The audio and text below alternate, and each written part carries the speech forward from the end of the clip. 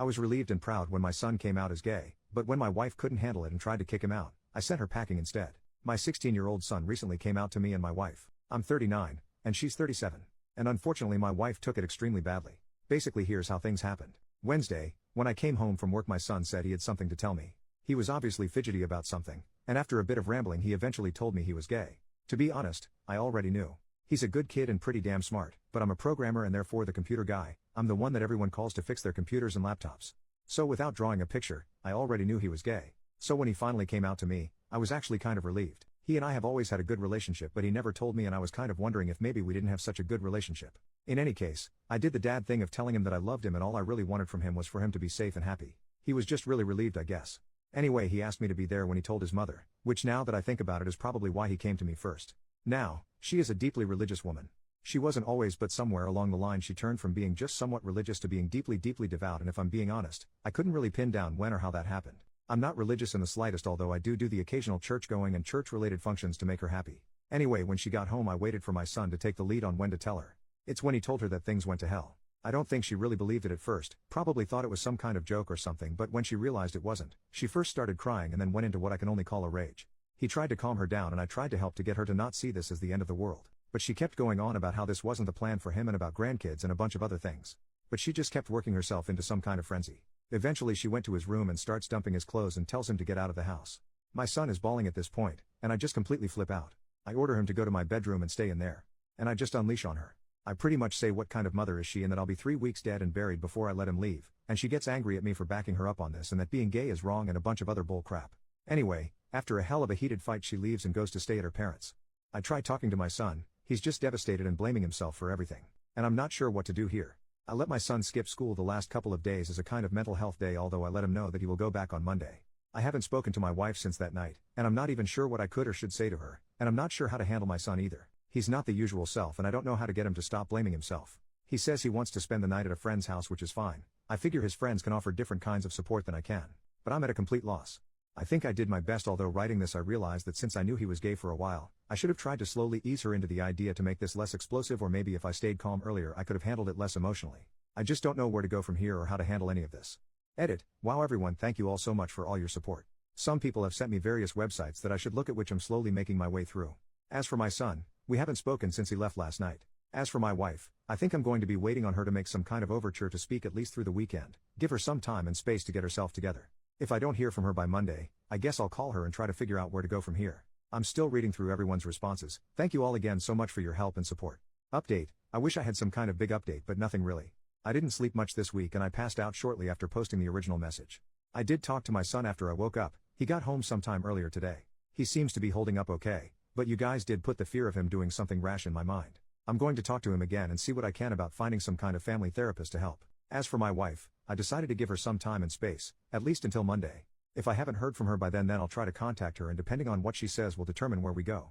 I do want to make it clear that I don't think it will come to divorce or anything like that, but if the worst were to pass, I will choose my son. If it's a choice between him and anything else, he wins. He always wins. Some people asked about our location, which is Louisiana near New Orleans, and our faith, which is Southern Baptist.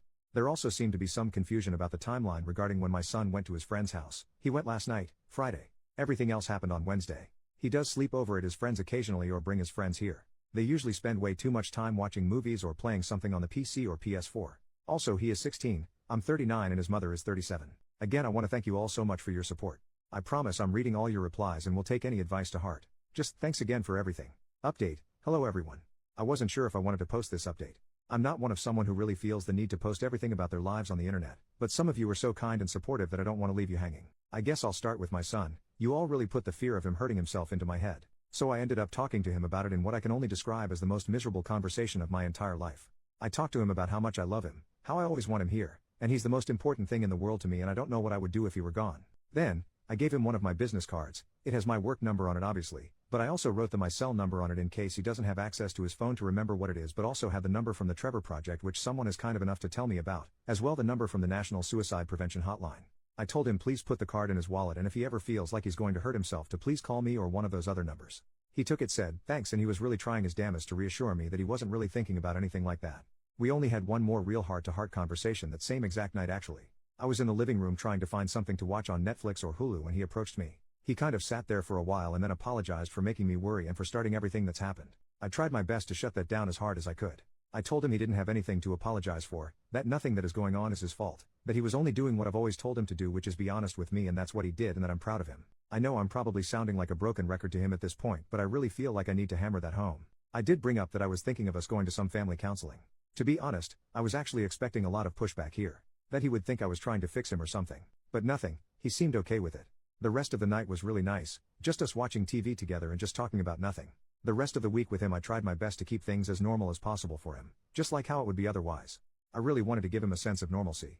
Other than him spending a lot more time in the living room watching TV with me instead of in his bedroom, things are okay, I guess. He's still not himself, but he's more himself than he was last week. And I'm not sure if he's spending more time with me cause he wants to be sure I'm around, or he wants to reassure me, or if he just wants access to the bigger TV in the living room. A few of you did mention that I should do what I can to remind him that our house means it's his house too. So I told him to invite his friends to stay over this weekend, which they are. Actually, just dropped them all off at the movies a while ago. They are going to go watch something, then get something to eat afterwards and call me to pick them up. But yeah, I'm just trying to help him get to normal. As for my wife, things didn't go well. I did call her late on Monday after my son went to bed. I will also admit that while I do love her, I was also very upset with her. I was trying to give her time and space to process things, and I know it's not fair to get more angry with someone that you are purposely giving space to be less angry, but I was not happy that I was the one that had to do the reaching out first. But I tried put that aside and wanted to know where her head was at. I knew there were going to be things we needed if we were going to find a way to get past this. So I kind of made a list of them in my head.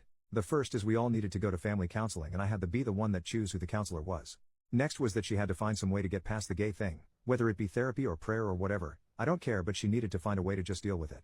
And third, she needed to find a way to make it up to him, and again, I don't care how. I feel like this was a reasonable list. Anything else would be up for discussion, but I was going to die on those hills. And when we talked Monday, she agreed he needed counseling, however she felt we should go to one sponsored by the church. I told her that was off the table. I wanted a counselor who could be neutral and who I could trust when left alone with him. And we circled this point until nearly 3 a.m. So we decided to pick this up again on Tuesday, where we had the exact same discussion until very late in the night. And then we did all again on Wednesday. Wednesday night I told her that we needed to do this in person and finally get somewhere with this. So Thursday morning, I told my son I was going to be very late coming home, left him some money to order a pizza and told him that he and his friends could start their weekend shenanigans a day early if they liked. And then after work on Thursday, I went over to her folks and we tried to have this talk again. And we got nowhere with it. I just refused to go to someone I can't trust. So sometime later, I don't know, I guess I let go. I just gave up. I broke. I just couldn't freaking do it anymore. I just couldn't keep circling that freaking wagon anymore. I know you shouldn't make life-altering decisions when you've only had maybe 8 hours of sleep spread over about 9 days and none of it in intervals greater than 20 goddamn minutes. But I was just done. I just couldn't do it anymore. I tried, I really did. I really wanted to make it work. We were together since college and I do love her, but I just can't do it. I can't create a situation where my son could be hurt, especially now. I have to be there for him, someone has to be. So I said it's probably for the best that we stay apart and I would bring her the rest of her things over this weekend, and I left. I went to Walmart, grabbed some boxes, cried for about half an hour in my car, and then went home. I got home at some ungodly hour to find a couple of my son's friends asleep on my couch. I realized that when I told my son to invite his friends, I meant to spend the day, and he thought I meant to spend the night. I ordinarily don't like having other people's kids in my house during a school night, but whatever, I blame myself for not being clearer. I couldn't sleep last night, I was quite literally too tired to sleep. So I waited until the time my kid goes to school. Woke them all up, made them all breakfast, sent them all off to school, sent my boss an email taking a sick day, and then finally fell asleep for about 10 hours. Which brings me to now where I drove my kid and his friends to the movies. I've decided I'm not ever going to tell my son about some of the things she said when we were talking. I don't want to make him feel worse, and I do actually want them to have some kind of relationship in the future, and I don't feel any need to add poison to the well. As for now, I'm going to go do something to get my mind off things, maybe play a game or watch TV or just browse Reddit until I need to pick them up. I do actually want to thank everyone again for all your messages. I think I've read and reread every message a half a dozen times. It was nice to see so many good people. A lot of your stories were really heartbreaking. I'm really sorry you had to go through that. I wish you had someone in your corner. Everyone deserves someone in their corner. As one internet stranger to another, you are all really strong people. Edit to add. As for the people asking about getting a divorce, actually that's where it is going. I didn't put it in the update, but yeah. I'm probably going to contact a divorce attorney on Monday. I haven't figured out how to tell my son yet. But that's a tomorrow problem. I just don't want to think tonight.